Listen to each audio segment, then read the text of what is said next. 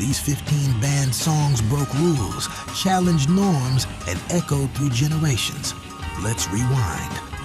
Number 15, He Hit Me, It Felt Like a Kiss by the Crystals, the ballad that crossed the line.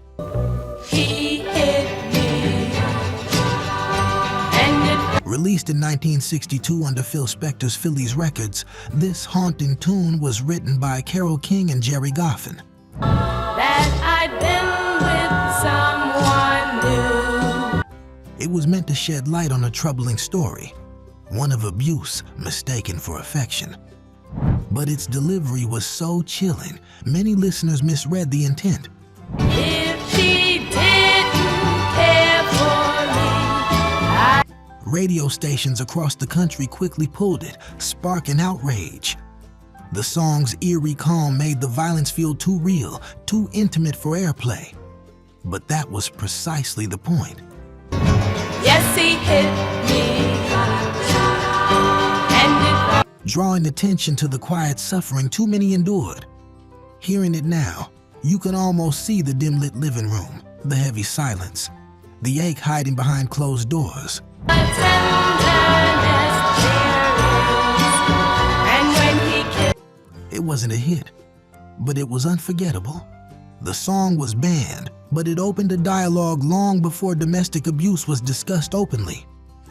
If that one whispered about pain, this next one shouted about it.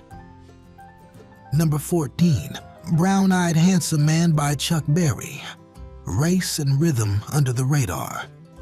Said, free that brown-eyed man. You want your job, you better free that brown-eyed man. Though originally written in 1956, Berry's song stirred controversy well into the 60s, especially in southern states. Way back in history, about 3,000 years, in fact, ever since. The lyrics seem playful, but behind the bounce is a bold statement about race, identity, and admiration in a segregated America. I know Venus was a beautiful land. She had the world and the pop. Berry wrote it after seeing a Latino man arrested while women shouted in protest, "Too handsome to jail." That real moment inspired the sly lyrics. Round and third and headed for home. It was a brown-eyed. But in a decade still wrestling with desegregation, many stations refused to play anything so unapologetically proud of a non-white man. The rhythm is rollicking, the guitars grin with swagger.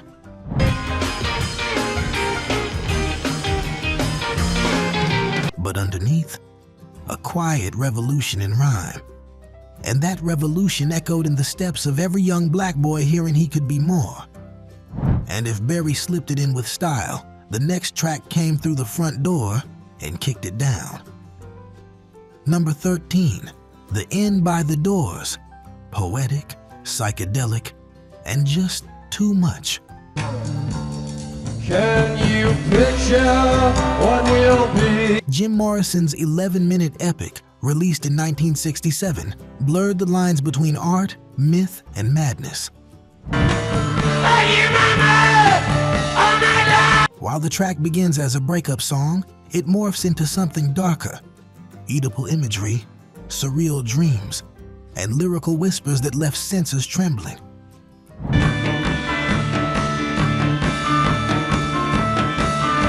When Morrison growled, "Father, yes, son, I want to kill you. Mother, I want to..." Radio programmers slammed the brakes. Stations banned it for explicit content, and even some live venues refused to let the band perform it in full. But for fans,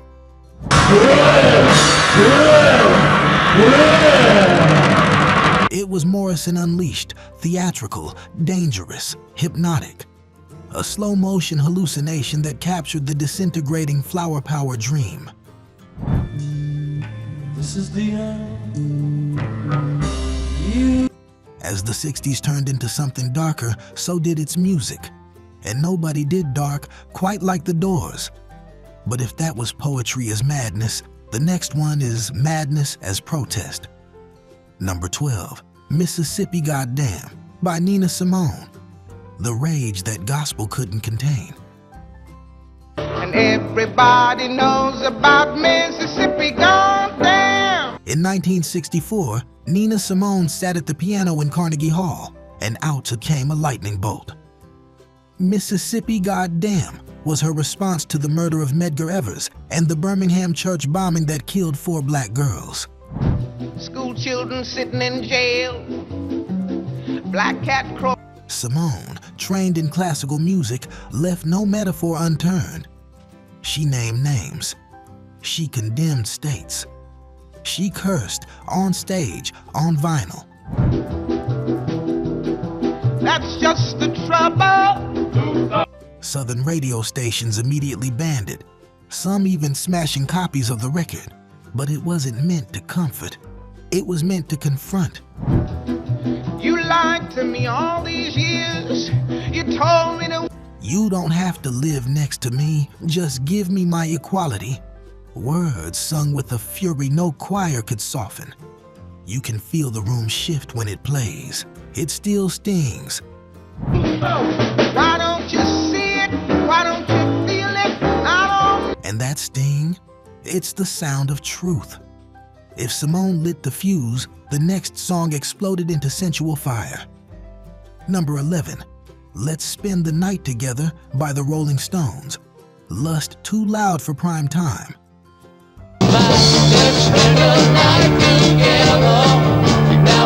Released in 1967, this raucous single pushed the limits of what a rock and roll band could say on a single. It wasn't coy, it wasn't subtle. Mick Jagger flat out asked, and America wasn't ready to answer. But I just wanna apologize, oh no, I won't. While it soared in Europe, US stations balked. Ed Sullivan famously forced the band to change the lyrics during a live performance. Jagger rolled his eyes mid-song, a silent protest broadcast nationwide.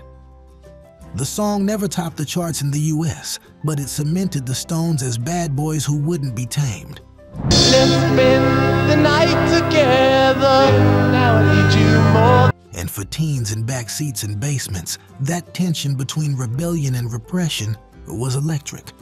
If this one was about late-night love, the next was about early morning heartbreak, and still couldn't catch a break. Number 10, Society's Child by Janis Ian, a love song America wasn't ready for. Come to my door, baby. At just 14 years old, Janis Ian released this ballad in 1966, telling the story of an interracial romance doomed by societal pressure. Sweet, tender, and devastating. Radio stations banned it almost immediately. When she turned and said, but honey, he's not our kind. Some DJs lost their jobs just for playing it. Critics attacked the young Ian as unpatriotic, but Leonard Bernstein saw its brilliance. Until they turn and say, why don't you just stick to your own? Featuring her on a nationally televised special that reignited its popularity. Behind the gentle piano is a teenage voice cracking under the weight of grown-up fear. One of these days I'm gonna raise my listening wings. Society's Child became society's mirror, showing just how deep the divide still ran. And if Janis whispered about boundaries, the next artist gleefully danced over them. Number 9, My Generation by The Who, a stutter that shouted back.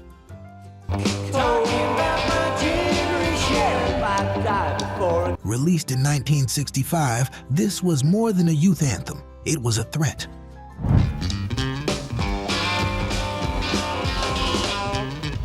With its defiant, hope I die before I get old, The Who captured the raw frustration of a generation tired of war, politics, and parental lectures.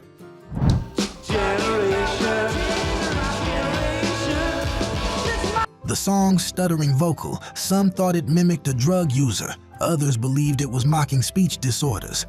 Sparked bans in several regions, especially in the UK and conservative US states.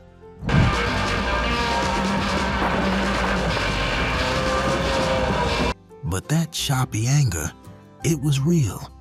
and it paved the way for punk, garage rock, and the don't care attitude that still echoes through speakers today. Don't you all fade away. If The Who snarled with frustration, the next song simmered with forbidden desire. Number 8, Light My Fire by The Doors. Flames too hot for TV.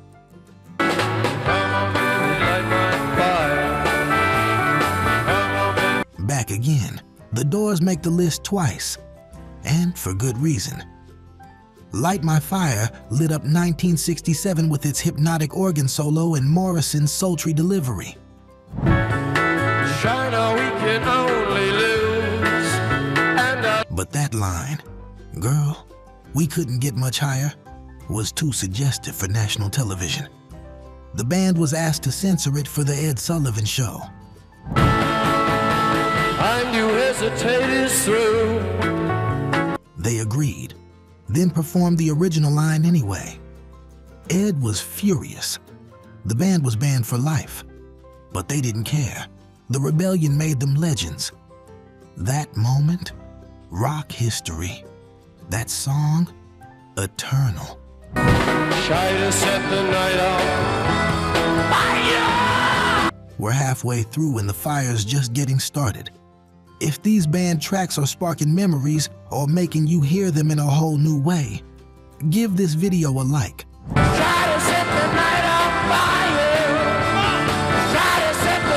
It helps us keep the music and the meaning alive.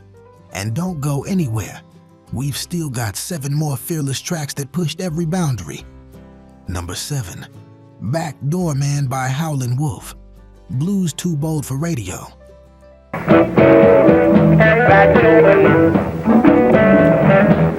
Originally recorded in 1960 for Chess Records, this deep-cut classic is dripping with sexual bravado. Don't take him now. Backdoor Man refers to the man sneaking around the back after a secret affair, and it wasn't subtle. The backdoor man. Well done. Covered later by The Doors, the original's growling delivery and greasy rhythm made it too much for conservative radio. Stations in the South and Midwest refused to spin it, citing moral concerns. See, you never know what women. But in smoky juke joints and after-hours lounges, it played loud. It was grown folks' music, sweaty, knowing, unapologetic. You see a lot of people come in here and sing these damn songs. They know it's playing a day. If Wolf was the back door, the next song kicked in the front one with a scream. Number 6, Eve of Destruction by Barry Maguire. A protest too powerful. On the eve of destruction. This 1965 apocalyptic folk rock anthem painted a bleak picture of the world. Vietnam, racism, nuclear war, hypocrisy. My friend, I don't believe we're on. Written by P.F. Sloan and released by Dunhill Records, it was a musical Molotov cocktail. Some stations banned it for being too anti-American. And marches alone can't bring integration when you. Others claimed it would demoralize troops. A BC even refused to air it on American Bandstand. But kids bought it anyway. It hit number 1 on the Billboard Hot 100, proving protest had a place on the charts. We're on the eve of destruction. The message? The world's broken. The reaction? Ban the messenger. But as Maguire rasped, You don't believe we're on the eve of destruction. "You don't believe we're on the eve of destruction?" Millions did. From destruction to addiction, the next track hit where it hurt. Number 5, Heroin by the Velvet Underground.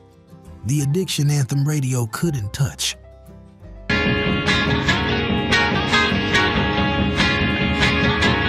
Lou Reed didn't glorify heroin.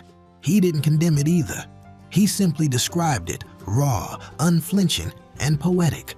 I Released in 1967 on the band's debut album, it never had a chance at radio play. The lyrics were too real, too ugly, too seductive. It wasn't about hits and hooks, it was about truth.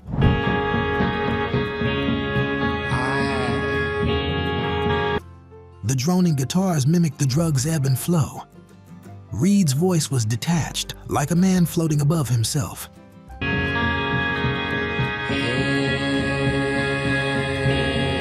The song was banned, ignored, and dismissed. But over time, it became legendary. For better or worse, it helped birth alternative rock.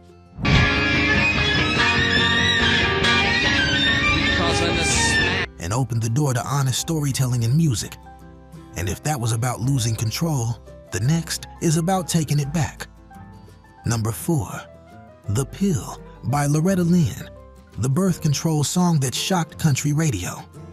'Cause now I've got the pill.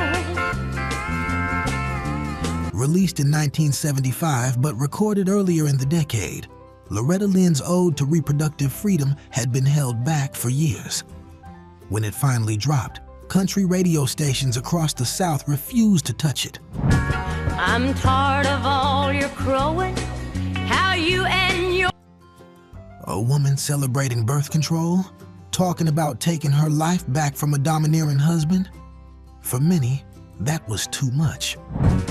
This incubator is overused because you... But Loretta was unfazed. She said what needed saying about women's autonomy, choice, and rural rebellion. The song eventually became one of her most iconic. 'Cause now I've got the pill. This all... Banned or not, the message was clear. The times, they were changing. And speaking of change, the next song was a mirror to America's ugliest truth. Number 3, Strange Fruit by Billie Holiday. Banned long before the 60s, but still censored in them. Strange fruit hanging. Though first recorded in 1939, Strange Fruit lingered like a ghost into the 60s, haunting radio stations and club owners. And the twisted mouth. The lynching protest song was banned from many outlets during the civil rights movement for fear it would incite unrest. And how could it not? Strange fruit. With lyrics describing black bodies swinging in the southern breeze, it was the most harrowing musical protest ever pressed to vinyl. Holiday often performed it as her final number, demanding silence in the room.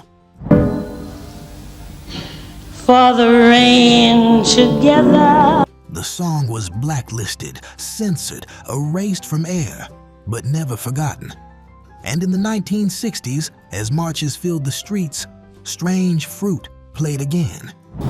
Too dry. In hushed living rooms, on smuggled records, in the hearts of the brave. Now, nothing can prepare you for what's next. Number 2, God Save the Queen by the Sex Pistols, Rebellion Across the Pond. God save the queen. She ain't no human being. Released in 1977 but written and recorded during the late 60s punk ferment, this one slid in on a technicality. God save the queen. We need it, man. It wasn't just banned, it was hunted. BBC banned it. Major retailers refused to sell it. The Pistols were dropped by their label, but the kids, they bought it anyway. I've got a mystery. God save your... It still hit number 2 in the UK, suspiciously never number. God save. 1. It was anti-monarchist, anti-establishment, and anti-everything the establishment held dear.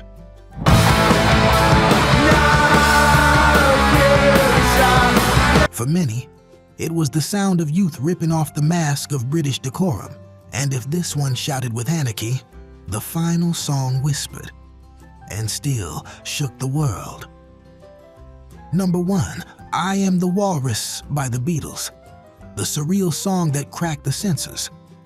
I am he as you are me and we. John Lennon's masterpiece of madness, released in 1967, was as controversial for what people thought it meant as for what it actually said. Fueled by psychedelia, absurdism, and maybe a little LSD, this track baffled censors. I am the Eggman. They are the egg. Lines like yellow matter custard dripping from a dead dog's eye left critics and parents confused and alarmed. Rumors swirled about hidden drug messages, satanic symbols, even coded political messages.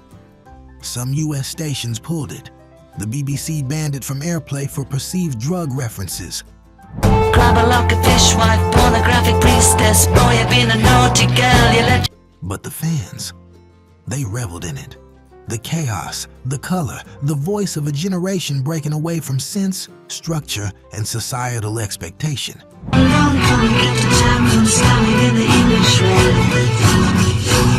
It wasn't meant to be understood, it was meant to be felt.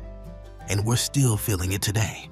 From whispered confessions to shouted rebellions, these 15 banned songs remind us that music isn't just entertainment, it's resistance.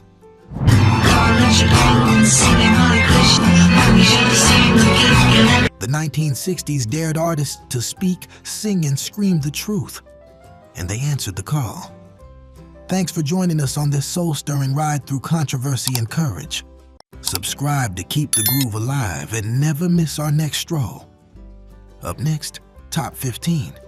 Awesomely bad #1 R&B songs from the 1960s that defined the sound of love, loss, and revolution. Click it, and let's keep the rhythm rolling.